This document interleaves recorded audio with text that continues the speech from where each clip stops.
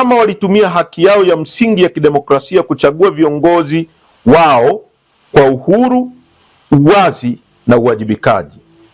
Katika mchakato huo, ndugu Tundu Antipas Lissu alichaguliwa kuwa mwenyekiti wa taifa wa Chadema, akirithi uongozi kutoka kwa ndugu Freeman Aikaeli Mbowe ambaye alikitumikia chama kwa takribani miaka 21 kwa ujasiri na kujitoa sana. Sambamba na hilo, mimi John Wegesa Heche nilichaguliwa kuwa makamu mwenyekiti bara, ndugu Saidi Mzee kuwa makamu mwenyekiti Zanzibar, na baraza kuu la chama liliwathibitisha ndugu John Mnyika kuwa katibu mkuu, ndugu Amani Gorugwa kuwa naibu katibu mkuu bara, ndugu Ali Ibrahim Juma kuwa naibu katibu mkuu Zanzibar, na pamoja na wajumbe 5 wa kamati kuu ya chama. Uchaguzi huu haukuwa tukio la kichama pekee, ulikuwa ni ushahidi wa vitendo kwamba demokrasia inawezekana Tanzania, kwamba taasisi zinaweza kuheshimu katiba zao, zinaweza kubadilika kwa amani, na kwamba tofauti za mawazo zinaweza kusimamiwa kwa heshima. Hii ndiyo Tanzania tunayoitaka. Ndugu Tundu Antipas Lissu alipokamatwa na kuwekwa mahabusu kwa kesi ya uongo, batili na yenye uonevu wa makusudi, wakidhani atapiga magoti kusujudia sanamu. Chadema na Watanzania kwa ujasiri tunajivunia kuwa na Tundu Antipas Lissu kama tunu ya taifa, mtetezi wa kweli, na ndio msimamo ambao Watanzania wanaunga mkono. Kuendelea kumshikilia ndugu Lissu kwa sababu zinazoonekana na Watanzania wote kuwa ni ubatili, uongo na uonevu, ni kuendelea kutia unajisi mifumo ya haki na mamlaka ya dola kwa kushusha zaidi na kuendelea kufanya wananchi kupoteza imani na mifumo ya uendeshaji wa mashauri na mifumo ya haki nchini.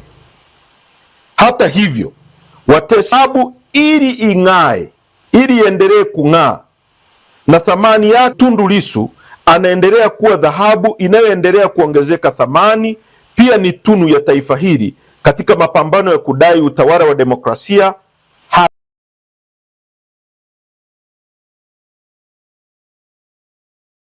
na haki hapa nchini. Ni wakati aidha, kama chama na nchi kwa ujumla, tunatambua kuheshimu jina la Tundu Antipas Lissu kupendekezwa, yaani kuwa nominated kwenye mchakato wa awali wa mshindi wa tuzo ya Nobeli. Kwa hakika hii ni heshima sana kwa chama chetu, nchi yetu na bara la Afrika kwa ujumla. Namba 3, umoja wa chama, nguzo ya mapambano ya kitaifa. Watanzania wenzangu, umoja wetu ndani ya chama si kauli, ni pumzi ya uhai wa harakati zetu.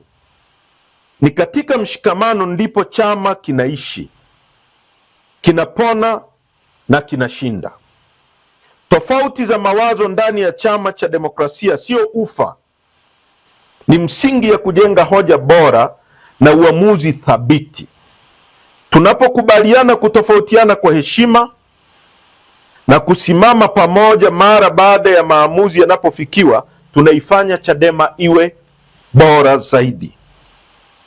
Nguvu ya kimaadili, na iwe na nguvu ya kimaadili na kisiasa isiyoyumbishwa. Kama alivyosema Aristoto, umoja wa wengi ni nguvu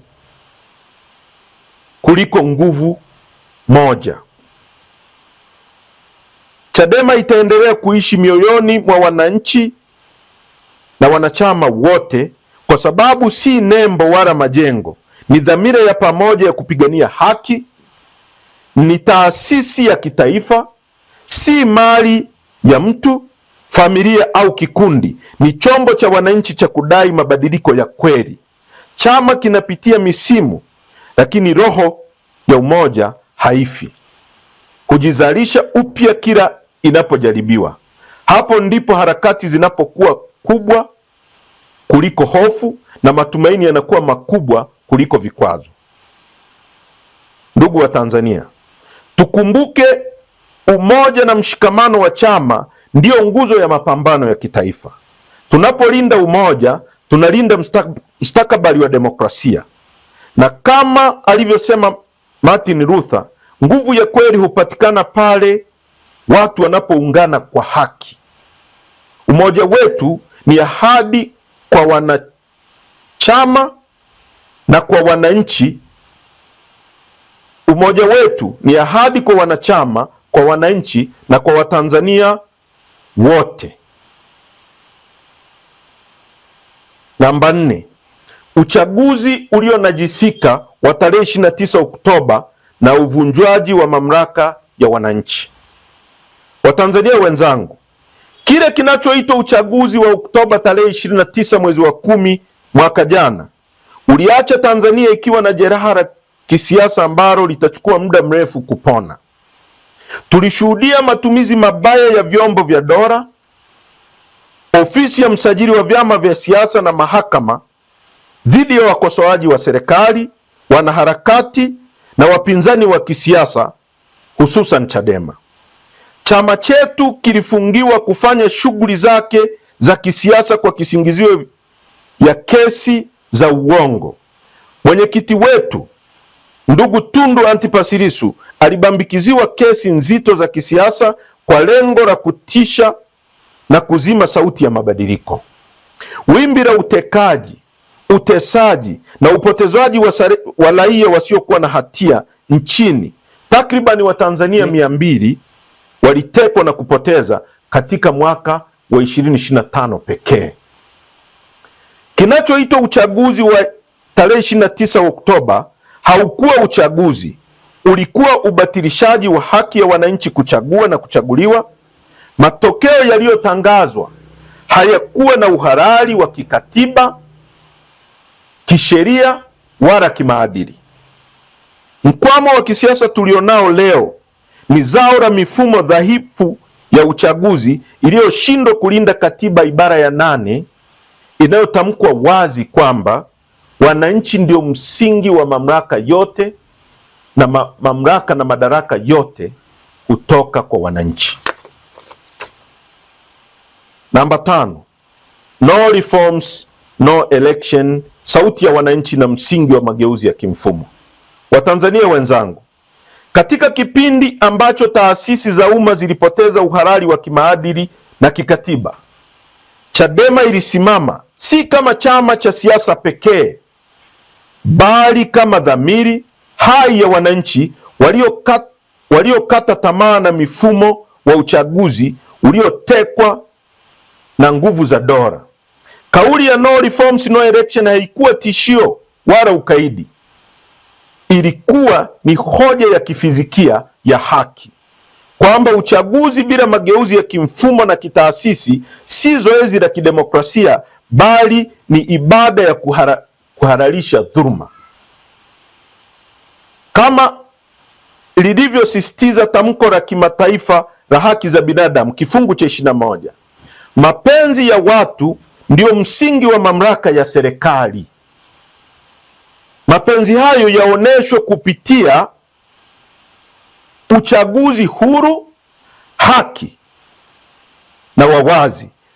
Bila misingi hiyo, sanduku la kura hubaki kuwa tupu, na ndiyo maana watawala waliopo hawajachaguliwa wala hawana ridhaa ya wananchi, kwa sababu hawakuchaguliwa kwa mapenzi ya wananchi.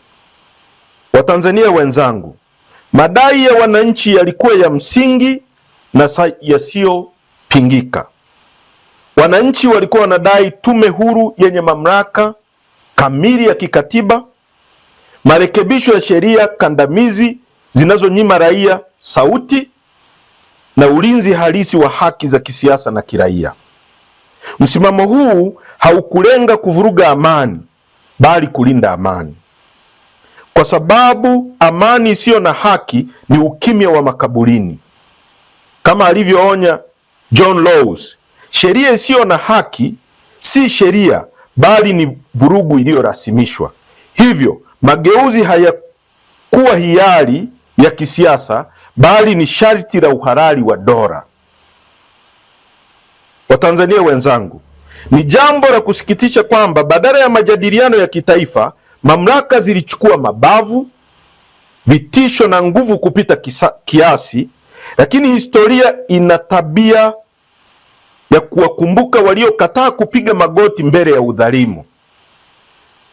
Vuguvugu la no reforms no election linabaki kuwa alama ya mwamko wa kihistoria, ushahidi kwamba wananchi waligundua ukweli wa kimsingi: bila mageuzi ya kimfumo, uchaguzi sio suluhisho, bali ni tatizo linaloendelezwa.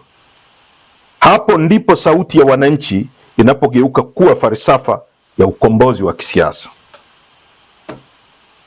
Namba 6, mauaji ya halaiki na jeraha la taifa.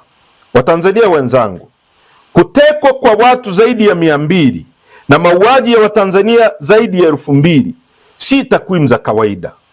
Kwa mizania ya kimataifa, hizi ni namba zinazolingana na nchi zilizoko kwenye migogoro ya silaha au vita ya wenyewe kwa wenyewe. Katika mataifa yanayojitambulisha kama ya amani na utulivu kisiasa, hata vifo 10 vya kisiasa huibua uchunguzi wa kimataifa na misukumo ya uwajibikaji. Hivyo basi, kilichotokea Tanzania kinakiuka hadhi yake kama nchi ya amani na kinaiweka katika ramani ya dunia kama taifa lililoshindwa kulinda uhai wa raia wake. Watanzania wenzangu, haya siyo matukio ya kawaida ya kisiasa. Ni makosa makubwa ya ubinadamu yanayopingana na misingi ya haki za binadamu inayotambuliwa kimataifa. Ndio maana Chadema inasisitiza uchunguzi huru, unaoaminika na wenye uwakilishi wa kimataifa, kwa sababu kiwango cha madhara kimevuka uwezo wa taasisi za ndani kujihakiki zenyewe. Taifa lolote linalojali heshima ya watu wake, linalojali heshima yake duniani, haliwezi kunyamazia damu ya raia wake ikimwagika bila ukweli na uwajibikaji. Na hapa kuna ukweli mchungu kwa watawala. Damu ya raia inapomwagika bila majibu, majonzi ya familia yanapogeuka takwimu za kutisha, na kilio cha wahanga kinaponyamazishwa na dola, serikali hupoteza sio tu uhalali wake kutawala, bali pia utu wa kimaadili wa kuongoza binadamu wenzao. Tunadai haki kwa wahanga, kwa waliopoteza viungo vyao, na kwa familia zilizobaki na majonzi yasiyo na majibu. Taifa haliwezi kujengwa juu ya damu ya raia wake na haki ikacheleweshwa kwa vigezo vya kitaifa na kimataifa. Hiyo ni haki iliyonyimwa. Namba 7, maumivu ya wananchi, demokrasia na maisha ya kila siku. Watanzania wenzangu, uchaguzi batili hauishii kwenye siasa pekee. Huingia moja kwa moja kwenye tumbo la mwananchi na heshima ya maisha yake ya kila siku. Ndiyo chanzo cha mkulima kukosa soko la mazao yake licha ya jasho lake, kijana kukosa ajira hata akiwa na elimu, mama kushindwa kulipa ada ya mtoto, na mfanyabiashara mdogo kunyimwa mtaji kwa mifumo isiyo na haki. Takwimu huonesha mwelekeo huu kwa ukali.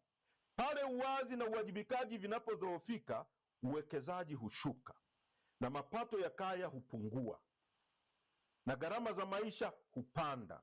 Mizigo unaobebwa na wananchi wa kawaida, huu ni mzigo unaobebwa na wananchi wa kawaida, si watawala. Watanzania wenzangu, demokrasia ikifa, uchumi hufa. Haki ikikandamizwa, matumaini yanakufa, na hofu ikitawala, maendeleo husimama. Hizi si kauli za kisiasa pekee, bali ni ukweli unaothibitishwa na uzoefu wa mataifa mengine. Nchi zenye chaguzi huru na taasisi imara huongeza ajira, hupunguza umaskini na kuboresha huduma za jamii. Kinyume chake, pale sauti ya wananchi inaponyamazishwa, takwimu hubadilika kuwa maumivu na gharama hulipwa na mwananchi kila siku. Namba 8, mwelekeo wa Tanzania tunayoitaka. Watanzania wenzangu, tunaitaka Tanzania inayosimama juu ya katiba iliyo hai, si maandishi matupu, bali mkataba wa haki kati ya wananchi na dola. Tanzania inayotawaliwa na sheria, si matakwa ya wachache. Tanzania inayolinda haki za binadamu kama msingi wa utu, si hisani ya watawala.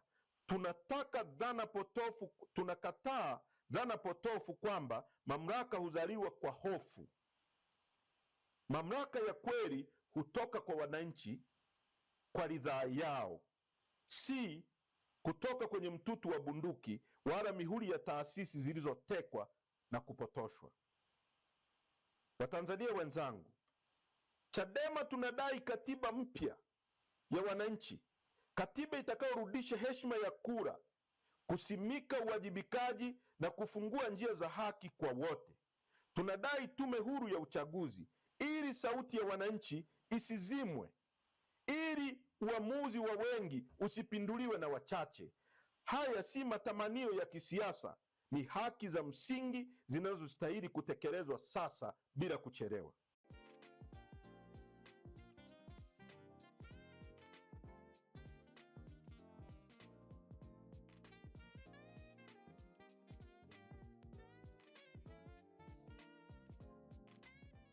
Na huduma bora, si kwa takwimu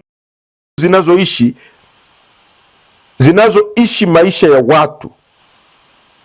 Kama alivyosema Jean Jacques Rousseau, mtu huzaliwa huru, lakini kila mahali yuko katika minyororo. Minyororo hii ikivunjwa, Tanzania mpya itawezekana. Tanzania ya utu, haki, ujasiri wa mabadiliko. 8. Hiki kinachoitwa maridhiano ya kitaifa, ukweli, haki na uwajibikaji. Watanzania wenzangu, ni ubatili na dharau kubwa kwa Watanzania kuyaita maridhiano sasa, katika mazingira ambapo serikali iliamua kwa makusudi kuwapuuza wananchi, vyama vya siasa, viongozi wa dini na wadau wa demokrasia juu ya hitaji ya nchi kuhusu mabadiliko, yani reforms ya mifumo ya uchaguzi. Ni wazi kabisa, hakuna maridhiano bila haki na hakuna haki bila uwajibikaji. Maridhiano yanapogeuzwa kuwa wito wa kusema songa mbele, badala ya kuamua kwa makusudi kuwapuuza wananchi juu ya madai ya msingi walioyatoa na tahadhari walizozitoa awali, na matokeo yake serikali na vyombo vyake vya dola vikaunajisi uchaguzi na kujitangazia matokeo batili kwa makusudi, kufanya uhalifu wa kisiasa uliopelekea mauaji ya raia na uharibifu wa mali. Wito huo wa maridhiano ni wa kupumbaza na hauna ukweli nyuma yake.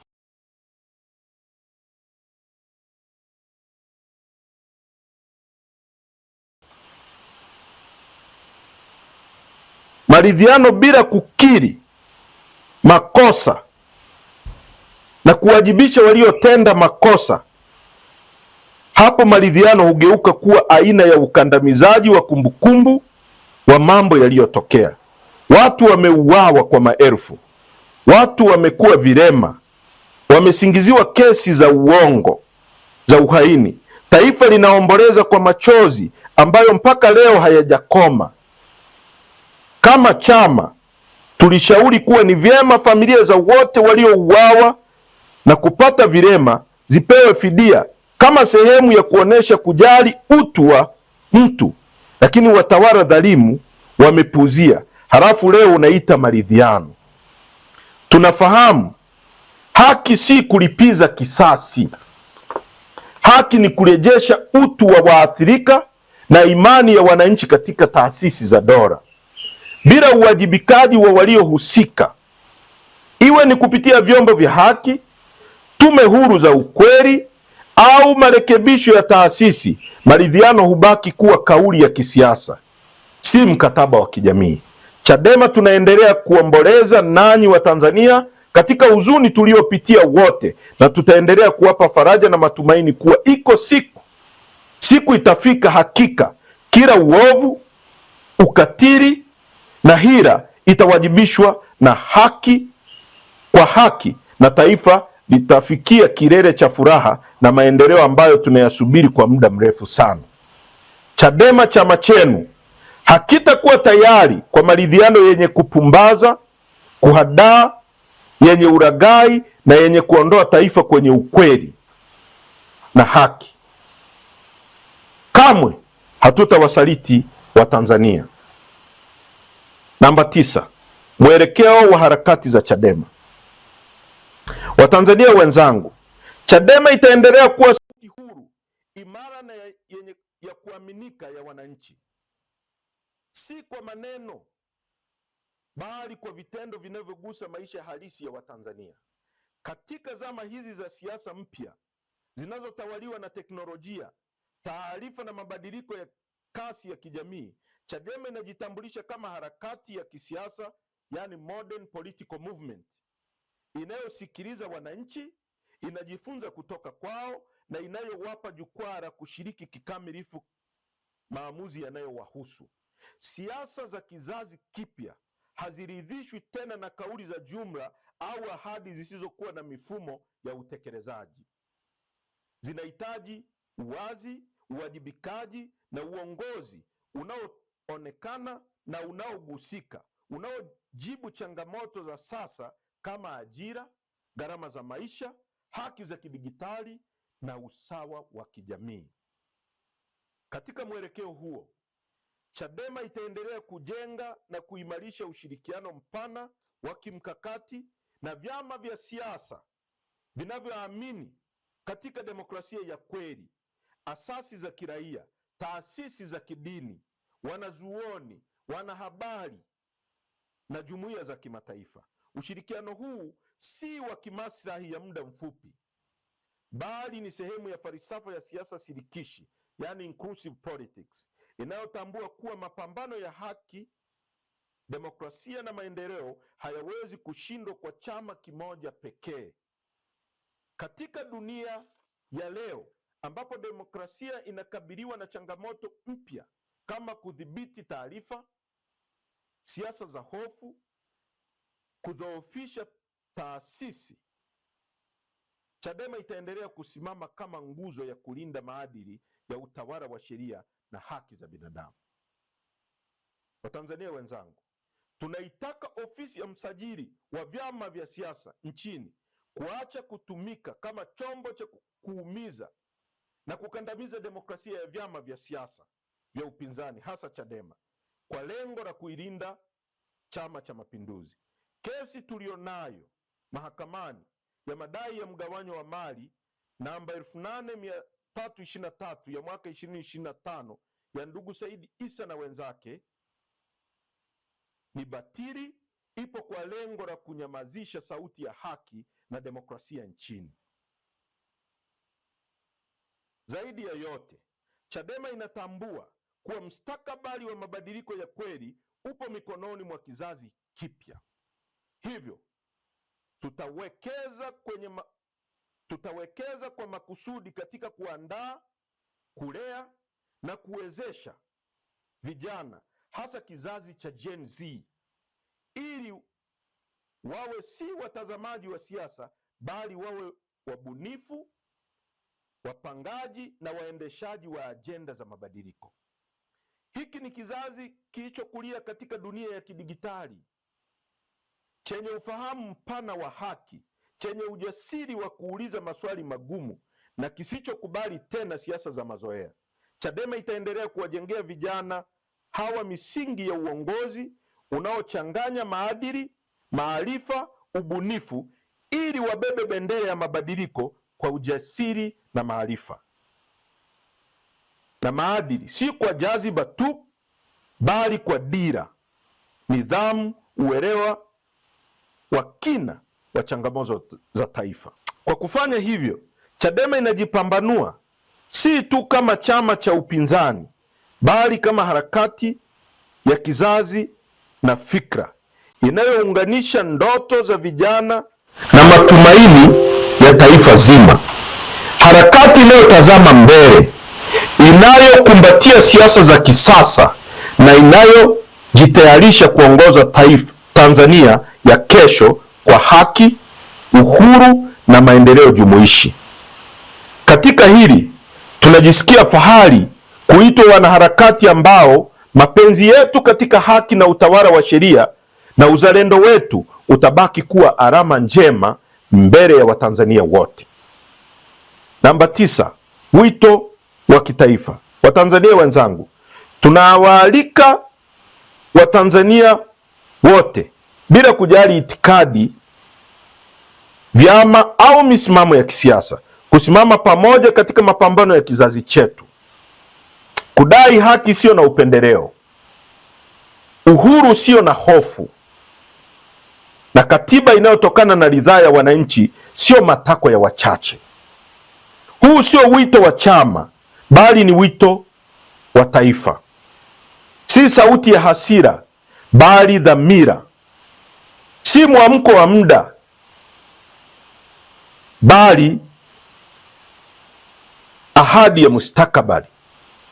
Taifa linapokosa haki, hata amani hubaki kivuli, na katiba inapokosa uhalali wa wananchi, dola hubaki nguvu bila uhalisia wa ridhaa.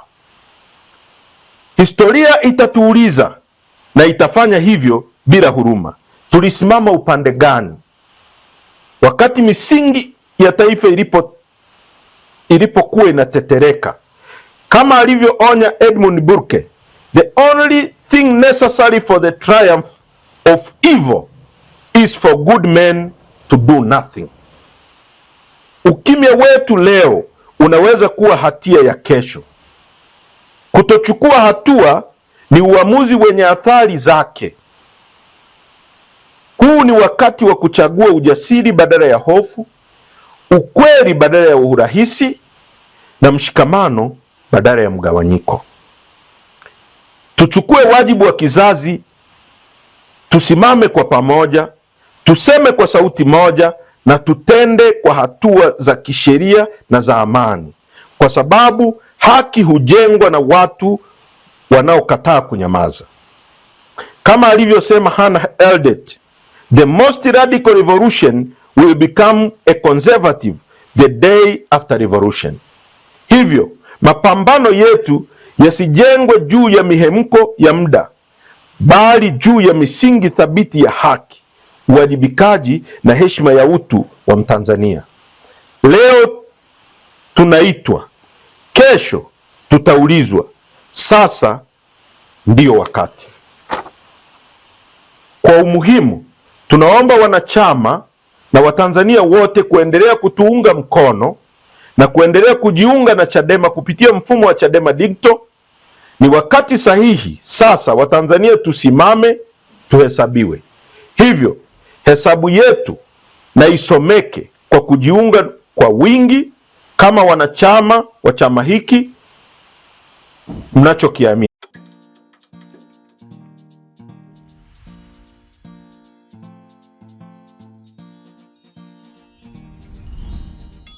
Magifti ya Mix Pesa yako huku. Funga mwaka kikubwa na Mix popote ulipo Tanzania, kwa kujishindia pesa taslim milioni 1 kila siku, milioni 5 kila wiki, na zawadi kubwa ya milioni 50. Fanya miamala ya Mix mara nyingi zaidi upate nafasi ya kushinda zawadi kibao. Piga nyota 150 nyota 01 alama ya reli na tumia Mix Super App.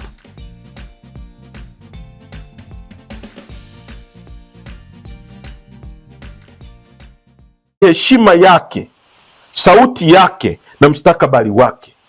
Historia imetufundisha jambo moja lisilopingika: hakuna dola iliyokuwa kubwa kuliko haki, na hakuna nguvu iliyokuwa imara kuliko umoja wa wananchi walioamua kusimama upande wa ukweli. Tukiwa wamoja, tukijawa na ujasiri wa kusema kweli na tukiwa na imani isiyotikisika katika haki, tutavunja ukimya wa hofu na minyororo ya udhalimu. Kama alivyosema Martin Luther, the arc of moral universe is wrong, but it bends toward justice.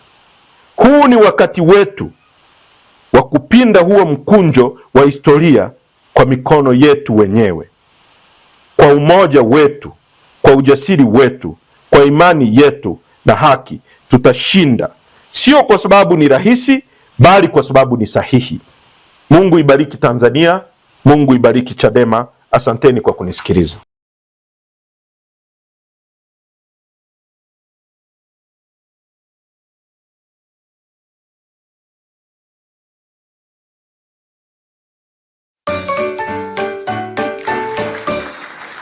The subject that has preoccupied us in the last few days is one that is as topical as it is relevant.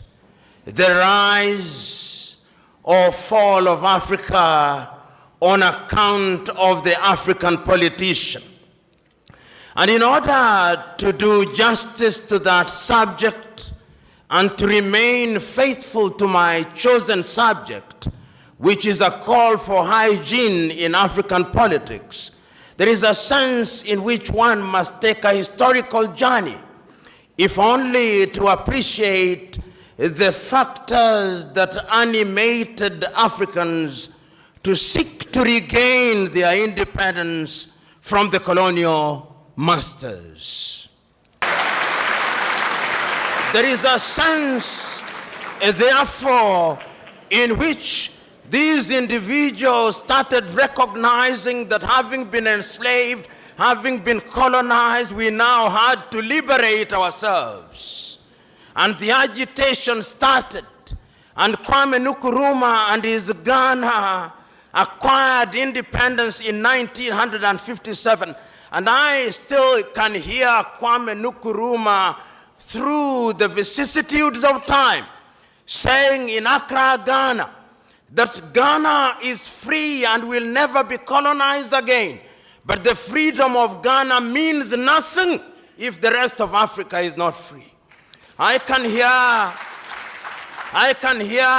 Mwalimu Julius Kambarage Nyerere saying that he is prepared to delay the independence of Tanganyika so that Tanganyika, Kenya, Uganda would become independent at one time. Mwalimu could see the future with the exactitude of a Jewish prophet. Jomo Kenyatta and Obote could not. And therefore, we gained independence as separate states, and the story will be told shortly. With Shopify, I could turn my passion for coffee into a business. And that sound, when somebody buys something, it's a little addicting. Come on, you just want to hear another one. Start your free trial